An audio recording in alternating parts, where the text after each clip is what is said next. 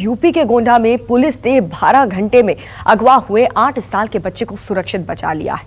Encounter के बाद police ने 5 आरोपियों को गिरफ्तार कर लिया है। यूपी एसटीएफ पुलिस और किडनैपर्स के बीच देर रात मुठभेड़ हुई। यूपी पुलिस के मुताबिक आरोपी सूरज पांडे, राजेंद्र पांडे, छवि पांडे, उमेश यादव और दीपू कश्यप को गिरफ्तार कर लिया गया है। हैरानी की बात यह है कि आरोपियों में एक महिला भी शामिल है और इसी महिला ने बच्चे के परिवार से 4 करोड़ रुपए की फिरौती मांगी थी। सूत्रों के मुताबिक महिला ने अपने प्रेमी के साथ मिलकर के इस पूरे अपहरण की साजिश रची थी। आरोपियों के पास से एक पिस्तौल और एक कार भी बरामद हुई है। ये 2 तस्वीरें आप देख रहे हैं जहां पर 12 घंटे के अंदर पुलिस को यह बड़ी सफलता हाथ लगी और बच्चे को किडनैपर्स के चंगुल से छुड़ा लिया गया। बहुत 24/7 को जनपद गोंडा के कर्नलगंज कोतवाली क्षेत्र में लगभग 1:30 बजे एक बच्चे की अपहरण की सूचना की घटना हुई थी, जिसकी सूचना थाने पे 3:42 पे दी गई थी। इसके लिए शासन स्तर से और पुलिस महानिदेशक स्तर से सभी टीमें लगाई गई। आज सुबह तड़के गांव पारा में मुखबिर की सूचना पे मुठभेड़ हो गई। अपहरित बच्चे को सकुशल बरामद किया गया तथा पुलिस कार्रवाई में 2 बदमाश उमेश यादव एवं दीपू कश्यप घायल हुए तथा सूरज पांडे एवं उनकी पत्नी छवि पांडे तथा उनका छोटा भाई राज पांडे गिरफ्तार किया गया।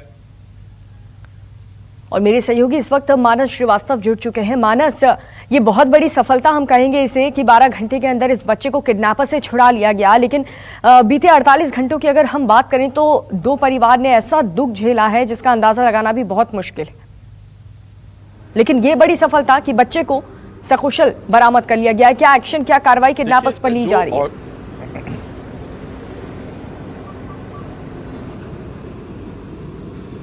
देखिए, अपहरणकर्ताओं पर अपहरण की धाराएं ही उन पर लगाई गई हैं और सभी को गिरफ्तार कर लिया गया है। इसमें एक अच्छी बात ये रही है कि जो कानपुर की घटना थी उससे सबक लेते हुए पुलिस की टीम बहुत जल्दी एक्टिव हुई और लखनऊ से एसटीएफ की टीम को भी लगाया गया था।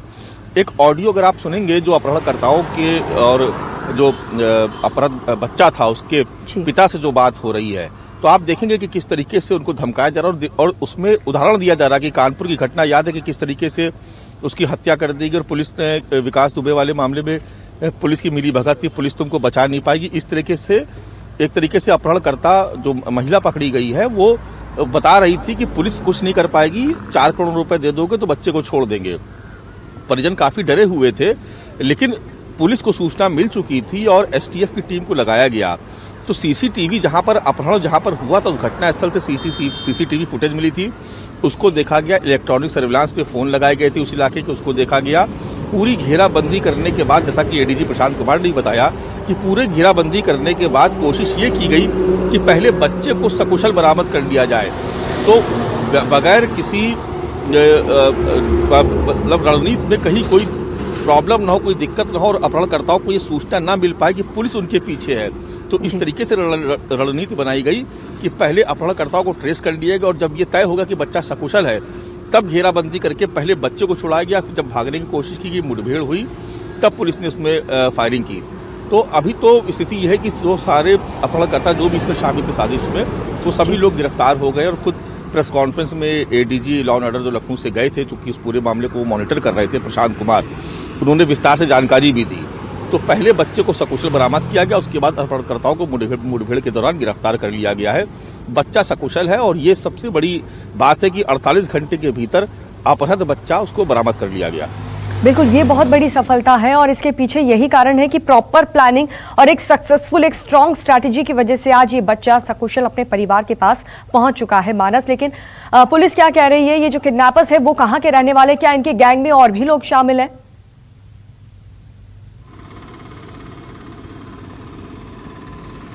देखिए हम इनके नहीं, गैंग में और लोग शामिल नहीं है, ये इनका पूरा परिवार है जिन्होंने मिल करके पैसों के लालच में ये पूरी साजिश रची। पहले इसकी रेकी की गई थी और ये जब जान गए कि इनकी माली हैसियत ऐसी है इस परिवार की कि वो उनको पैसे दे सकते हैं, तब बच्चे को किडनैप किया गया। सैनिटाइजर देने के बहाने इन लोगों ने बच्चे को बुलाया था और उसके बाद किडनैप करके ये लोग भाग गए थे।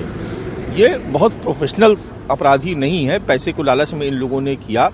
और पुलिस के लिए एक बहुत अच्छी बात ये भी थी कि वो जान चुकी थी कि कोई पेशेवर अपराधी नहीं है, पैसे को लालच में इन लोगों ने इस तरह से किया है, इसलिए उनकी घेराबंदी करना ज़्यादा आसान था।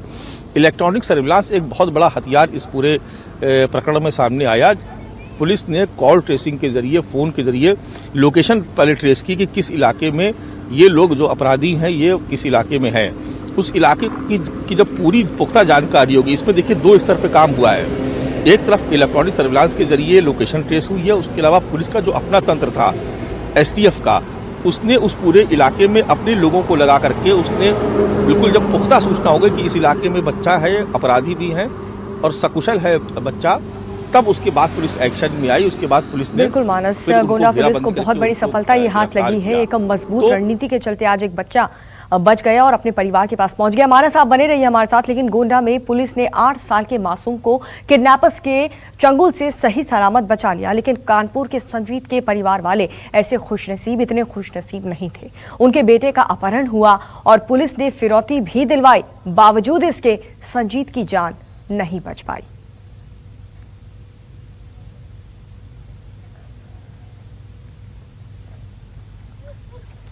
तो एक तरफ गोंडा में पुलिस को बहुत बड़ी सफलता हाथ लगी, लेकिन हम ये इस घटना को भी नहीं भूल सकते कानपुर की, जहां पर संजीत की हत्या कर दी गई। हालांकि परिवार वालों ने पैसे भी दिए, लेकिन बावजूद इसके बदले में बेटे की लाश उन तक पहुंचती।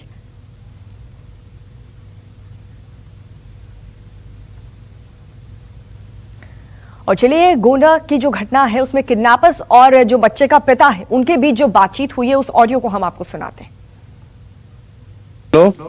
हेलो जी, आवाज ना आ रही हो तो बता दीजिए। नहीं बताइए, आवाज आ रही है आपकी। हाँ, तो आपका लड़का किडनैप हो चुका है। अच्छा, तो क्या करना पड़ेगा? और 4 करोड़ की व्यवस्था करो, हम शाम तक फोन करेंगे। अच्छा, और सिर्फ हाँ या ना में जवाब दे देना शाम को। और अगर ज्यादा दिमाग सुनो, और अगर ज्यादा दिमाग लगाने की कोशिश की तो अभी तो सब कुछ ठीक है, और जो करोगे हमें तुरंत पता चल जाएगा। नहीं तो जैसा आप कहेंगे वैसा हम करेंगे। कानपुर वाला मैटर तो आपने सुना ही होगा। हाँ, कौन कानपुर वाला? विकास दुबे वाला मैटर आपको पता ही होगा कि पुलिस किसका कितना साथ देती है। नहीं, हम जान रहे हैं। तो पुलिस तक जाने की आपको कोई जरूरत नहीं, जाना जा सकते हो, मैं मना नहीं कर रही। जी नहीं, हमें हमारा लड़का चाहिए। आपको आपका लड़का चाहिए तो हम 2-3 घंटे बाद आपके पास फोन करेंगे। जी, और जैसा होगा बताइएगा, हाँ या ना में सिर्फ जवाब सुनना है। जी। और अगर आपने कुछ भी कदम उठाने की कोशिश की तो आप लड़के की उम्मीद छोड़ दीजिएगा। नहीं, हम कोई कदम नहीं उठाएंगे। जी ठीक है।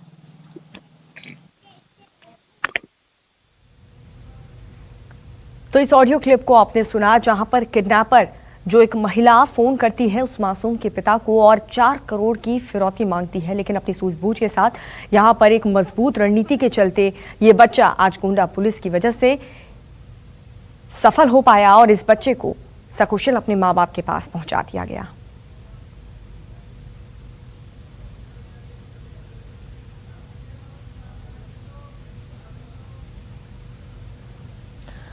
और चलिए खबरों में आगे बढ़ेंगे। राजस्थान की सियासत पल पल बदल रही है। आज कांग्रेस कार्यकर्ता जिलों में विरोध प्रदर्शन करेंगे।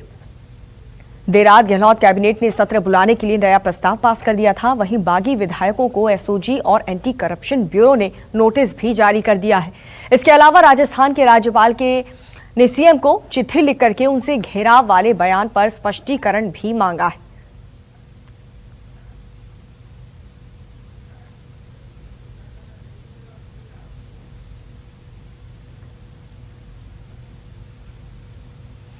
तो राजस्थान कैबिनेट ने एक बार फिर से विधानसभा सत्र बुलाने का प्रस्ताव पास किया है। देर रात हुई कैबिनेट की बैठक में यह फैसला लिया गया और इस प्रस्ताव को एक बार फिर से राज्यपाल को भेजा जाएगा। देर रात करीब 12:30 बजे तक 2.25 घंटे तक ये बैठक चली, जिसमें राज्यपाल की तरफ से उठाए गए 6 बिंदुओं के जवाब पर भी चर्चा की गई। दरअसल राजस्थान के राज्यपाल कलराज मिश्र ने सीएम गहलोत से कुछ बिंदुओं पर स्पष्टीकरण मांगा था।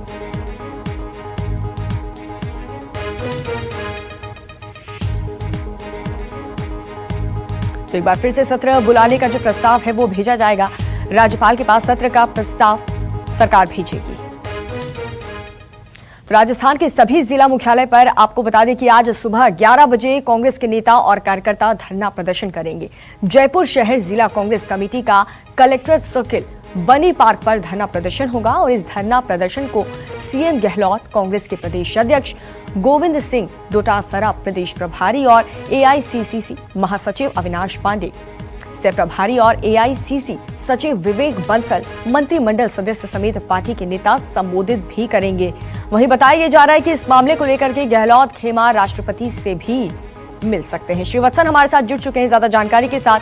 श्रीवत्सन, 10 दिन से ज्यादा का वक्त बीत चुका है जब से ये राजस्थान में सियासी ड्रामा चल रहा है, लेकिन जिस तरीके से अब धरना प्रदर्शन पर उतारू है, क्योंकि जनता के नुमाइंदे हैं, सभी कामकाज छोड़ करके कभी होटल तो कभी प्रदर्शन, ऐसा कब तक चलता रहेगा?